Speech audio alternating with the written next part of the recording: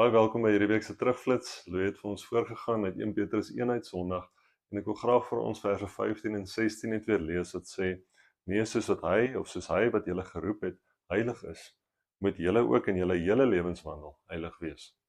Daar staan immers geskrywe: Wees heilig, want ek is heilig. Nou in hierdie gedeelte is my so besonder dat die Here eintlik vir ons hier kom sê dat ons sy karakter en alles wat ons doen, wie hy is, moet soek. Dit moet nastreef in ons hele lewe.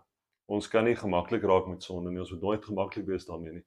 Ons moet gemaklik wees met die ongemak van om meer soos Christus te word en minder soos die wêreld. En dit is wat Louis ons herinner het aan Sondag, is om meer soos die Here te word in alles wat ons doen, om meer met sy woord besig te wees en toe te laat dat sy Gees ons ook lei. Dan ten spyte van ons foute, weet ons dat die Here se genade groter is, want hy is heilig. En hy kom sê vir ons dat ons ook heilig kan wees, omdat sy Heilige Gees, hy self, in ons en deur ons leef. Mag jy dit weet in hierdie week, en mag jy nooit gemaklik wees met die verkeer in hierdie wêreld en in jou eie lewe nie. Maar mag jy streef daarna om meer soos Christus te word.